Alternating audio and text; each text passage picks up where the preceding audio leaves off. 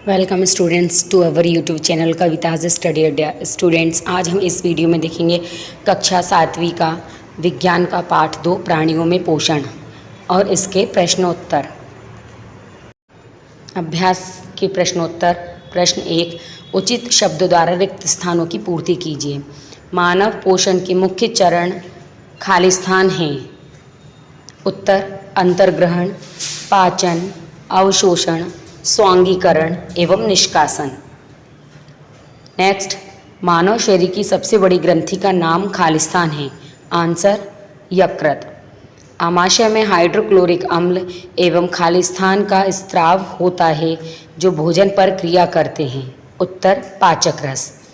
क्षुद्रांत्र की आंतरिक भित्ति पर अंगुली के समान अनेक प्रवर्ध होते हैं जो खालिस्तान कहलाते हैं। आंसर: दीर्घरोम। अमीबा अपने भोजन का पाचन खालिस्तान में करता है। आंसर: खाद्यधानी। सेकंड क्वेश्चन, सत्य एवं असत्य कथनों को चिन्हित कीजिए। फर्स्ट, स्टार्च का पाचन या मंड का पाचन आमाशय से प्रारंभ होता है। असत्य। जीभ लार को भोजन के साथ मिलाने में सहायता करती है। सत्य। पित्ताशय में पित्त रस अस्थायी रूप से भंडारित रहता है। असत्य। रूमिनेंट निगली हुई घास को अपने मुख में वापस लाकर धीरे धीरे चबाते रहते हैं। सत्य। प्रश्न क्रमांक 3, निम्न में सही विकल्प पर टिक का निशान लगाइए। क, वसा का पूर्ण रूपेण पाचन जिस अंग में होता है वह है। ए, आमाशय, बी, मुख, सी, क्षुद्रांत्र, डी, बृहदांत्र। उत्तर: सी, क्षुद्रांत्र। ख, जल का अवशोषण मुख्यतः जिस अंग द्वारा होता है वह है आमाशय, बी, ग्रसिका, सी, क्षुद्रांत्र, डी, बृहदांत्र। उत्तर: डी, बृहदांत्र।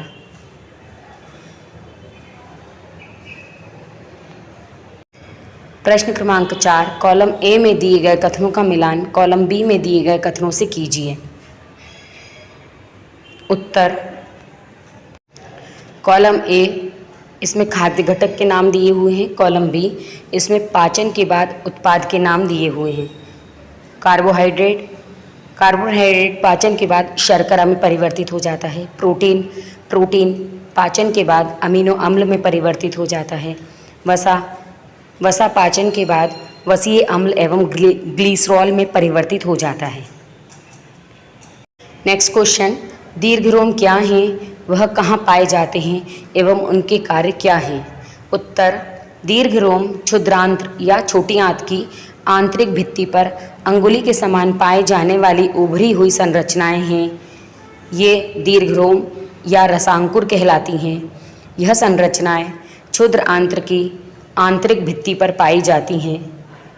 दीर्घरोम के कार्य: दीर्घरोम या रसांकुर पचे हुए भोजन के अवशोषण के लिए सतही क्षेत्र या तल क्षेत्र बढ़ा देते हैं। सेकंड, दीर्घरोम की सतह से पचे हुए भोजन का अवशोषण होता है जो रक्त वाहिकाओं में स्थानांतरित हो जाता है। प्रश्न क्रमांक 6, पित्त कहाँ निर्मित होता है, यह भोजन के किस घटक के पाचन में सहायता करता है। उत्तर: पित्त रस यकृत में निर्मित होता है। यह भोजन के घटक वसा या फैट के पाचन में सहायता करता है। नेक्स्ट क्वेश्चन, उस कार्बोहाइड्रेट का नाम लिखिए जिनका पाचन रूमिनेंट द्वारा किया जाता है परंतु मानव द्वारा नहीं। इसका कारण बताइए। उत्तर: कार्बोहाइड्रेट जिसका पाचन रूमिनेंट द्वारा किया जाता है सेल्यूलोज। मानव सेल्यूलोज का पाचन नहीं कर पाता क्योंकि मनुष्य की आहार नाल में सेल्यूलोज को पचाने वाले बैक्टीरिया नहीं पाए जाते।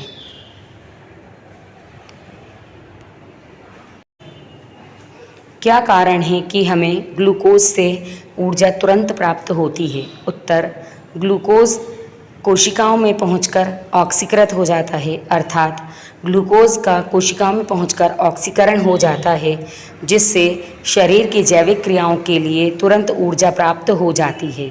अतः हमें ग्लूकोज से ऊर्जा तुरंत प्राप्त होती है। नेक्स्ट क्वेश्चन, प्रश्न क्रमांक 9, आहार नाल के कौन से भाग द्वारा निम्न क्रियाएं संपादित होती हैं?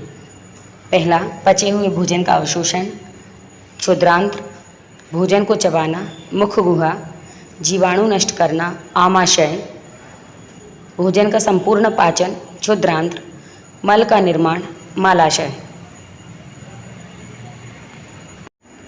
प्रश्न क्रमांक 10, मानव एवं अमीबा में पोषण में कोई एक समानता एवं एक अंतर लिखिए। उत्तर, मानव एवं अमीबा के पोषण में समानता, दोनों में पाचक रस स्रावित होता है, अर्थात मानव और अमीबा दोनों में ही पाचक रस का स्रावण होता है, जो कि भोजन के पाचन में सहायक होता है।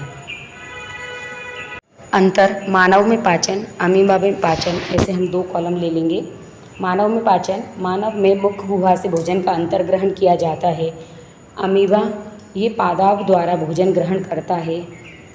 सेकंड, मानव में बिना पचा अपशिष्ट गुदा द्वारा शरीर से बाहर निकाल दिया जाता है। अमीबा में अपशिष्ट खाद्यदानी द्वारा बाहर निकाला जाता है।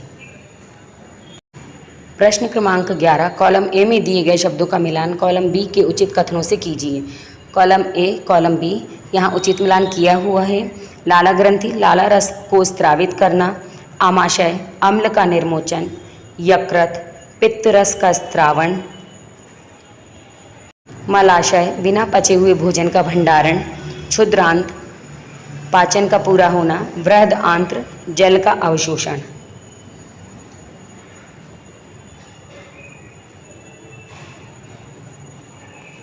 प्रश्न क्रमांक 12, पाठ्य पुस्तक में दिए गए हुए पाचन तंत्र के आरेख को नामांकित कीजिए। आपकी जो पाठ्य पुस्तक है 7th क्लास की साइंस की बुक, उसमें जो पीछे की तरफ 12वें नंबर के प्रश्न पे जो डायग्राम दिया हुआ है, उसमें आपको इसमें से देखकर नाम लिख लेने हैं। मुख गुहा, ग्रसिका, आमाशय, क्षुद्रांत्र, बृहदांत्र, गुदा द्वार, परिशेषिका, अग्नाशय, यकृत, पित्तनली, पित्ताशय, डायफ्राम, जीवा। प्रश्न क्रमांक 13, क्या हम केवल हरी सब्जियों या घास का भोजन कर जीवन निर्वाह कर सकते हैं? चर्चा कीजिए। उत्तर, मनुष्य अपने शरीर की अनेक जैविक क्रियाएं करता है। इन जैविक क्रियाओं के लिए ऊर्जा की आवश्यकता होती है। यह ऊर्जा हमें भोज्य पदार्थों के ऑक्सीकरण से प्राप्त होती है। अपने शरीर की क्रियाशीलता बढ़ाने, वृद्धि हेतु, ऊतकों की मरम्मत हेतु, उपापचय नियंत्रण हेतु सभी क्रियाओं के लिए पोषण की आवश्यकता होती है। इन सभी क्रियाओं के लिए ऊर्जा हमको केवल हरी सब्जियों, घास आदि से प्राप्त नहीं हो सकती। इन क्रियाओं के लिए हमें विभिन्न खाद्य पदार्थों, विटामिन, प्रोटीन, कार्बोहाइड्रेट्स, जल, लवण आदि की आवश्यकता होती है। ये सभी केवल हरी सब्जियों और घास से संभव नहीं होते। अतः जीवन निर्वाह के लिए केवल हरी सब्जियां और घास ही काफ़ी नहीं होते।